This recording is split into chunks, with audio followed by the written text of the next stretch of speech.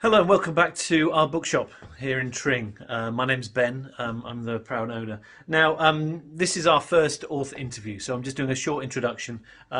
Before that, though, I had a few questions regarding how people order books. In our case, as an independent shop, it's easiest handled through a phone call, frankly, or an email to our bookshop. Now, I'll give you more details at the end. I would argue all independent bookshops, a phone call is probably the best course of action. Initially, there are variable numbers of indie bookshops and how they're based online at the moment. So, but certainly start with a phone call, frankly.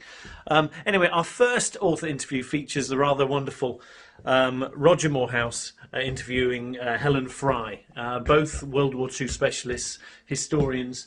Roger's book, First to Fight, was out last year. A really stunning book. Those six are actually signed copies. He also wrote a number of others. Devil's Alliance, I've got a copy here down here, and but the reason for the talk is to talk to Helen Fry about her rather wonderful book, The Walls Have Ears. Now, previously she also wrote The London Cage: The Secret History of Britain's World War II Interrogation Centre, which sounds fascinating. The credits on the back, absorbing, fascinating, intriguing, compelling. So that's well worth a read as well. I've got a few copies of that. But I'll give you details on how you can get hold of copies at the end. So without further ado, can I hand over to Roger Moorhouse? Thank you, Ben. Hello, everyone. We have a treat today. We have a Helen Fry with us, historian and author, and a specialist in intelligence history of World War II, which is a fascinating subject. It's one that I've never written about myself, but I have had cause to dabble in a few times remotely, and it's a very fascinating subject. Her latest book, which we're going to be talking about, which I think came out at the end of last year, is this. You can see that in mirror image, of course, but that is The Walls Have Ears, and it's subtitled The Greatest Intelligence Operation of World War II. So welcome to Helen. She should be there somewhere. I think she's about to appear in shot. There she is. Yes. Hello. Wonderful. Welcome, Helen. Nice to see you. How are you doing? Yeah, fine, thank you. Thanks for having me. That's all right. How's lockdown treating you? Well, actually, I'm getting quite a bit of research done. Good, yeah. And digital files primarily, and quite a lot of writing. So it's a blessing in disguise, I guess. Yes. But these are strange times. They are strange times in many ways. But yes, as I say to a lot of people, I think self-isolation is pretty much the author's life, isn't it? So it's not that different for us. Yeah. So tell me about this new book. Obviously, I know what it's all about, but tell our viewers what it's all about. The Walls Have Ears. Yes. So at the heart of this story, it's one of those previously undiscovered intelligence operations, actually on a par, as I argue in the book, with Bletchley Park. Yes. And at the heart of it are these teams of secret listeners who secretly bug the conversations of captured German prisoners of war. Mm-hmm. It's led by an MI6 intelligence officer, Thomas Kendrick. He is the mastermind really behind all of this, and has had very little recognition so far for his work. Yeah. So you think it should be on a par with, in terms of recognition with Bletchley Park, you think?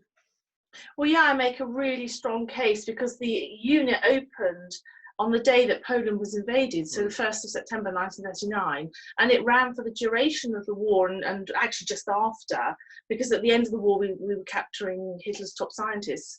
But it is important because we are capturing prisoners of war who have vital intelligence. Mm-hmm. You give them a very careful interrogation. They don't give anything away, and then what they don't realise is when they go back to their rooms, the walls have hidden microphones. Well, actually, it's the light fittings and the fireplaces.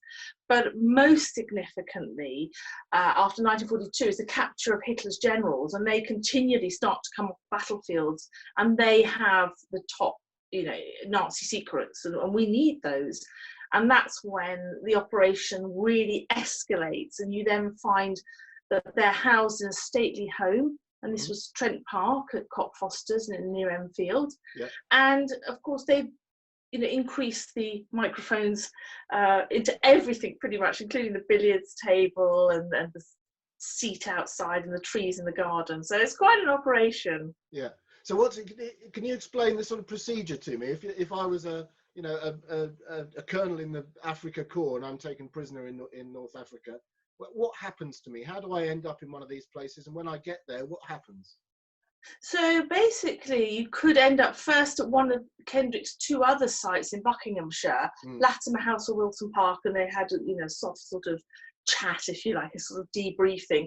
Yeah. Some of the generals went straight to Trent Park, but ultimately we knew that we couldn't really interrogate them because they're not going to give you any information.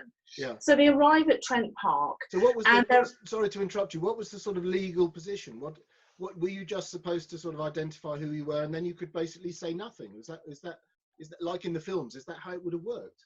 Well, according to the Geneva Convention, of course, you just have to give name, rank, and number. Yeah. And we realised that to get the intelligence out of, well, if we talk about the top commanders rather than, they processed 10,000 German prisoners through Latimer House and Wilton Park, as we know, Buckinghamshire, not so far from you. Yeah. We can talk about that separately because their treatment was different, or slightly different. But it's Hitler's top generals. You have to think very carefully how you're going to get the intelligence out of them. And so they might give you a little bit of snippets of information, or they might just give you name, rank, and number. I mean, we knew who they were. They were identifiable when they surrendered. North Africa is one example. Of course, after D-Day, all those swathes of commanders, a couple of field marshals. So they end up at Trent Park, and this is where the psychology sort of kicks in, because we've got to get the information from them. There's teams of secret listeners hidden in the basement, and the generals, never find their way down there. And they sort of think they're running this stately home, and so they just relax. Some of them are there for 3 years. Wow. And consequently you get the most extraordinary insight. And yes, they're given wine at supper, they're taken on day trips, and readers can read about that in The Walls Have Ears. It's extraordinary softening up. They also have a welfare officer, one Lord Aberfeldy, and of course most of this, it was just fiction. I mean, Kendrick and his lot created this whole fictional world into which the generals stepped, and they thought Lord Aberfeldy was a real aristocrat, a Scottish aristocrat, but he was there to sort of soften them up, befriend them, get them extra cigarettes, chocolate, whatever. He was actually an intelligence officer. He was not Lord Aberfeldy at all. And of course, what I love is the irony that he's named after a whiskey distillery. Very fitting. Yeah. So we make sure that they're totally relaxed, and they very quickly become unguarded in their conversations, and they don't realise that there are microphones even embedded, as I said earlier, but also in the plant pots and anywhere that can be embedded in the windowsills. And they're so deeply embedded and hidden, and they they never found them. Yeah. And this was something that, as you say, was set up already on day one of the war. It wasn't something necessarily that sort of evolved, like a lot of these wartime operations. They evolved from something slightly different. But the premise of this was thought out right at the beginning, was it? Oh, absolutely. And because actually Kendrick was in Vienna up until 1938, working for what today we call MI6. He was arrested and expelled from Austria for ironically spying, which he, of course, disavowed. Yeah. And as soon as he came back to London, September 1938, for the next year, he actually put in place the foundations for this bugging operation. So this was being prepared within a year before the outbreak of war. And then it was ready to kick off immediately at the outbreak of war. Right. And I love the fact that he opened his first very tiny unit in the Tower of London. Brilliant, yeah. Interesting to try and hide bugs in the rooms of the Tower of London. But I mean, it's worth mentioning as well. I know you've written about this subject before, but it's worth mentioning that this wasn't the only sort of method that British intelligence tried to use. I mean, there's this the London Cage, which I know you've written about, is another example where I know it's part and parcel of the whole process, but that's something that has a slightly more sinister reputation, right? Can you tell us something about that? Yeah, so the London Cage being slang for interrogation quarters, was actually run by the same branch of military intelligence. In fact, Kendrick's colleague, Colonel Scotland, this is a branch of military intelligence called MI9, and Colonel Scotland had his secret interrogation centre in Kensington Palace Gardens, in what today actually is the Russian embassy, so quite ironic. Ironically, yeah. Ironic history. Yeah. But yes, it does have a little bit of a sort of difficult history, which your readers can read if they're interested in the London cage in my book. But yes, there are debates about how far the interrogations went. I never found any evidence of actual torture at the site, but the prisoners that could end up there, and they could be of any rank, including generals, would be, to quote the files, those whose will to resist could not be broken. Right. So if they didn't give up intelligence at the other sites, with the soft approach, this would just be a very harsh, uncompromising atmosphere, and not really somewhere you'd want to find yourself. Yeah, I mean, that could also be in the sense of sort of psychological intimidation. I know they used to dress burly men in Soviet uniforms, for example, to intimidate German prisoners there. Is that right? Yeah, and there is one interview that survives in the Imperial War Museum, where one of the prisoners was interrogated and the officer had a pistol on the desk, and every time the prisoner didn't answer the question or didn't give out any information, he could turn the pistol on the desk, and he said to the prisoner, "When this points at you, I shoot." Well, of course he didn't. And what I've discovered is it's mainly psychological unnerving, disorientating the prisoners. So nothing particularly nasty. Yeah. But part of that process. And what about the use of sort of stool pigeons? Was that something that they used also in places like Trent Park? Yes, right from the Tower of London. Right from the beginning. Right the way through. In Trent Park, they used them in Latimer House. In fact, Kendrick used 49 of them across the wartime. Right. Most of them German Jewish refugees, although there were other political anti-Nazis. There were 4 known Czech officers that were picked up, and they were used. Apart from those 4, the names of the stool pigeons were never released, still today, I think, to protect their identities, really forever. I think that's what they were told. We will never release your identities and compromise your families. And they were sort of, I imagine they were just infiltrated into that community at Trent Park or wherever it is to act as some sort of a catalyst for sensitive conversations. Is it as simple as that? Yeah, well, they masked as genuine prisoners. And you imagine they had to have a cover story, they had to know an awful lot. So very good at acting, of course. In fact, one of them I uncovered was Olivia Newton-John's father. Crazy.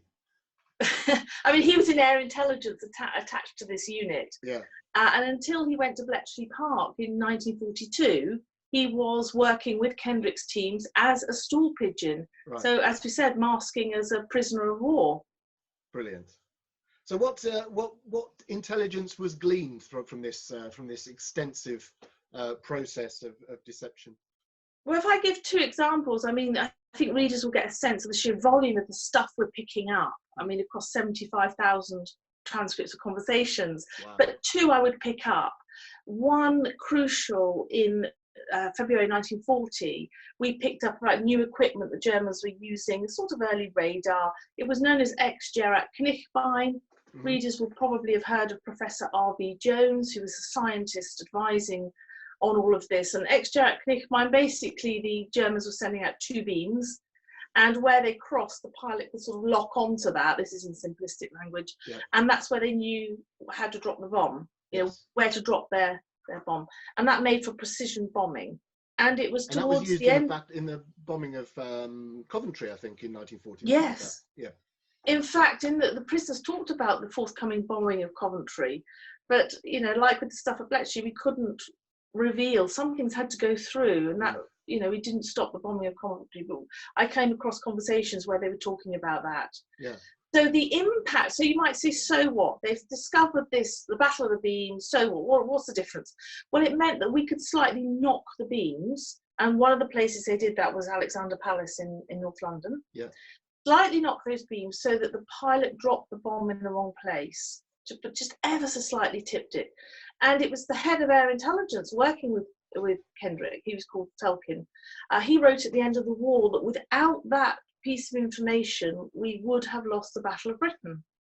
And I'm reading this for the first time, being staggered. So we now need historians to start looking at that further. What does this mean in terms of aspects of the war? And you mentioned the phrase just now, that intelligence results in the Battle of the Beams, as it was known, which was the British effort to try and knock that German technology out of kilter, right, to make it inoperable.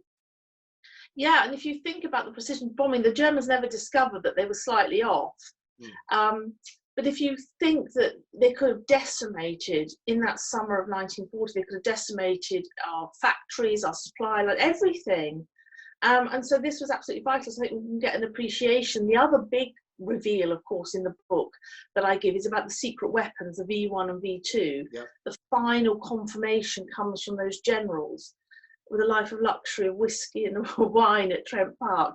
But they finally confirm the site of the V1, V2 at Peenemünde, which of course we'd flown over the year before in 1942 and not really worked out what it was. But in 1943, this comes, and I have a trail of evidence between those bug conversations and the bombing of Peenemünde in August 43 in that famous operation. Yeah. So, I mean, crucial intelligence. Those two examples are two of the most important operations of the war, effectively. So this is flagging it up as a very serious, contribution to British intelligence, right? Well, if you think about it, the first V1 didn't land on London until after D-Day. So you've got the bombing of Peenemünde in August 43. You've got about 9 months. What if we had not knocked out those secret weapons in August 43? It can be argued we could have lost the war. It would have made a very different outcome. Yeah. But even as late as 1944, those generals in the House were complaining, they're knocking out our mobile V1 sites, etc., etc. But one of the generals said, well, don't worry, we've got the V3. And of course, this is a super gun, very different sort of in size, of course, known as the London gun. And, without that, I think we really could have lost the war, because how else would we have discovered that these new sites were being built deep underground, about 100 foot down? They were going to fire or propel this super gun on this long ramp from deep underground, all heading at London, 300 of those on London a month. I think even though we were into Germany, it would have turned the tide of the war. And I just wanted to add there, actually, if I may, because readers may, or your viewers may not yet be convinced, but I want them to be convinced. But it was said in intelligence circles that as late as 1945, in fact February 45, we still could have lost the war without the intelligence coming out of Trent Park, Latimer House, Wilson Park and Bletchley Park. Yeah. And that's astounding, because Germany could still have won the tech war and turned the tide of the war. Yeah. I think it's one of those things. I often get sort of frustrated with this, when we get round to February every year, and there's always this argument about Dresden, for example. Yeah. And a lot of the argumentation around Dresden tends to be kind of very, reading history backwards and saying, well, the war was almost over, and that's kind of not really a given in February. No. 45. And that's, again, you're backing up that point that there's still a lot that could feasibly have gone wrong for the Allies from that point onwards. And you find that in the intelligence reports relating to Kendrick's unit, that the war was by no means won. And I understand from what I've read and researched that without the bombing of Dresden, the war could have continued at least until the end of the year, with the huge loss of lives, of course. So, you're right, with the benefit of hindsight, we just assume that everything was won. We're into Germany, everything's going fine. But in fact, we're hanging in there. We're only just ahead of the game. No, I think that's an important lesson to remember. Another point of what was gleaned from this intelligence operation, I wonder how much you had people or those generals and others admitting to crimes and activities, most likely on the Eastern Front. That's where this tended to happen most, but elsewhere as well. And how much that might have potentially fed into sort of post-war trials and so on. Was this evidence actually admissible in a legal sense or not? Well, no, that's the irony at the end of the operation, because Kendrick asked his listeners to keep. I mean, the stuff was recorded onto acetate, 78 acetate discs, 78-inch acetate discs, and Kendrick asked, rather than wiping over them for the next lots of conversations, they had to keep these acetate discs and mark them with A in red for atrocities, and these would be used for the Nuremberg trials. And what I discovered is quite shocking, really, that we were picking up information of war crimes. Or Kendrick writes in 1940, most prisoners talk about the atrocities, And you're right, this really escalates with prisoners in 1941. They're also picking this up incidentally at Bletchley Park. Some of the mobile police units, of course, and all in around July 41. Yeah. And we're gathering all this Mobile massive police, evidence. incidentally, being effectively Einsatzgruppen who are doing the mass shooting, right? Yeah. But also in this operation, we're picking up the first references to the mobile gas trucks. We're picking up very graphic details of the Holocaust, of the annihilation of Jews, of course, of Europe's Jews, but also of Poles and Russians. And it is shocking, the detail. It's not just numbers, but they're actually explaining to each other. And these are prisoners of all ranks, and most of them are eyewitnesses to what they've seen. And I did find that shocking. But you made that point about Nuremberg. Yeah. Ultimately, yes, it isn't legally admissible evidence, but the head of MI9 at that time made a final decision, and there's this heated discussion within intelligence circles. Some wanted it released, some didn't. But we were entering the Cold War in a very different situation, and the same techniques were being used, and we couldn't admit to that. So ultimately, that was the reason that this stuff was never used at Nuremberg. So that material, in effect, sort of informed the prosecution case, but couldn't be used in a sort of material sense. Is that right? Yes. So Kendrick would send reports through to the prosecutors saying, you know, General so and so has said this, was admitted to that. See if you can get him to admit to that, and if you could have a confession in the trial to the same effect. Well, of course, that didn't happen. Yeah. I mean, the only person who was held at Trent Park who was done for war crimes was SS Kurt Meyer, and they had tons of other evidence on him, and so he was tried and convicted based on other evidence. But of course, at Trent Park, he was admitting to war crimes. They were quite proud of it. And then, of course, once with the liberation of the camps, they start, you know, discussing amongst themselves. Will you vouch for me that I'm not a war criminal? And how are we going to get away with it? You know, so they start plotting, not realizing that we're overhearing. And they start jobbing themselves in. There must have been. I'm interested in what divisions there must have been between the German prisoners themselves. There must have been sort of hawks and doves and everything in between, right? Like from hardened Nazis down to sort of those that were a bit more antagonistic towards the Nazis. Yes, so at Trent Park in particular, you end up by the end of the war, some of them have changed allegiance, but you end up with 2/3 are anti-Nazi, right. A third are Nazi. Again, amongst the prisoners, you get a different range at Latimer House and Wilton Park, and that makes for very interesting discussions because it gives British intelligence, okay, it's not the location of secret weapons or stuff, but it gives an insight, sometimes into military mindset, but also into the politics and the tensions and where there might be cracks, particularly with the generals, in the Nazi regime itself.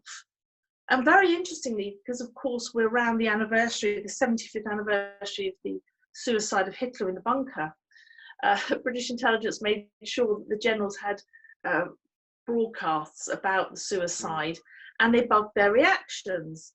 And across the board, anti-Nazi, pro-Nazi, I think they weren't actually surprised, but they then start turning their attention to whether Admiral Dönitz, who's the successor, is actually fit to be a leader, and they decide that they're going to have a council in the government formed at Trent Park to take over when they get back in power.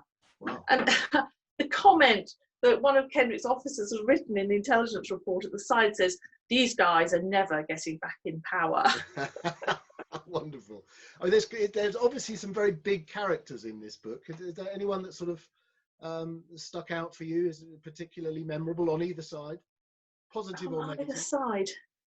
Yeah, I suppose you've got some of them come across as quite, you're not your stereotypical Nazis.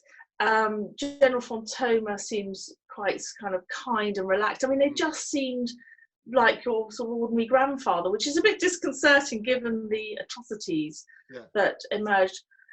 General von Arnhem, quite vocal. He's captured in North Africa. He surrendered with 350,000 men, actually. But there's all sorts of antics going on there, and that's what I like, the life and the colour.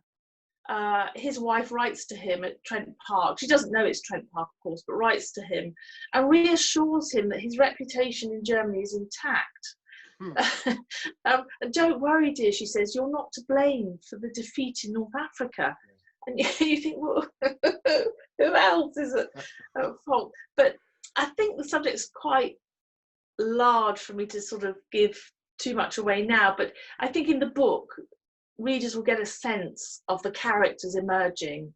Yeah, wonderful. Can it just those three sites, just before we sort of wrap up, that you've got Wilton House, you've got Latimer House, and you've got Trent Park.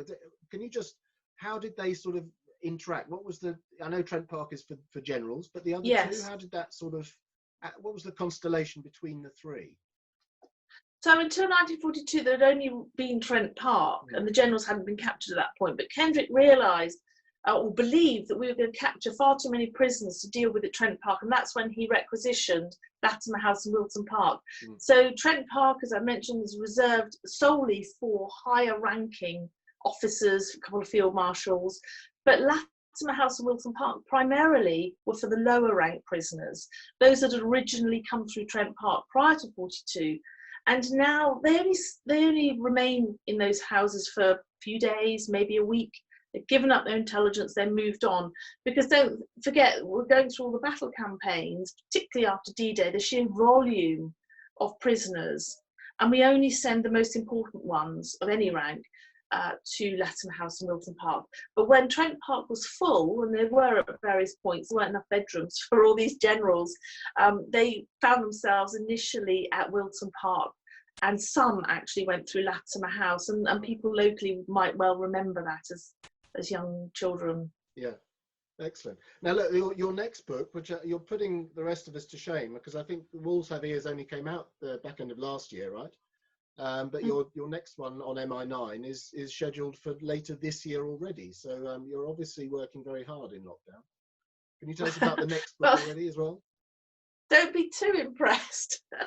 Well, look, I've done the bulk of this. It takes time. When you're researching intelligence history, it takes time not only to go through declassified files, but to build networks of the children of secret listeners who come forward with information, that kind of thing. So this research has been going on for 10, 15 years. So I've already had that. So don't be too impressed. I haven't started from scratch. Last year, brought it out, now written another one.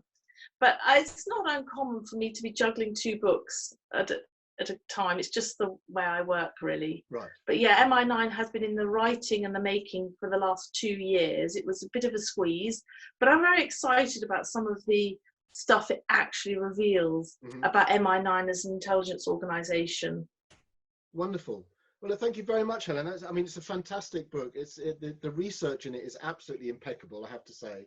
Thank you. A tremendous feat of research, as you say, I mean, you really make the case that this is a vital contribution, intelligence contribution, to the ultimate winning of the war, and it's something that has been traditionally overlooked. So you know, it ticks all the boxes as far as I'm concerned. Tremendous piece of original research and absolutely relevant history, and to boot, you know, beautifully written. So it's the sort of book that anyone can pick up and absolutely find, you know, engaging and stimulating. So, you know, fabulous work. Thank you very much. Thank you. Massive thanks to Helen and to Roger for the wonderful 30-minute conversation they've just had. We're now here to obviously offer you the books, so it's kind of the purpose of why we're here. I've got a little stash of The Wolves Have Ears, you can see those, and a smaller stash of The London Cage. In Roger's case, we've got his most recent book, First to Fight, which documents the sort of first year of World War II from the Polish perspective. They were obviously the first to do battle with the Nazis. Also, Devil's Alliance, Hitler's Pact with Stalin, which it's a fascinating book. Now, Roger's got the paperback version of the Third Reich in 100 Objects coming out imminently, so we'll be getting that, and I'll be doing a little author conversation with him in the near future, so we're going to we'll record that in the next couple of weeks, I suspect. So how do you buy the books? I'll put details in the text attached to these to this video, and fundamentally it's either phone, email, or go on the website. So the phone number is 01442 827 653. So I do hope you enjoyed that. I was particularly intrigued to hear about Latimer House, which I had my wedding reception there, which just as a throwaway comment, I did hope that they removed all the bugs, frankly, but let's not go there. Thank you so much again for watching this. I hope you enjoyed the sandwich filling, basically the main bit, aside from my ramblings top and bottom. So, and I hope to see you again for our next one very soon. Thank you.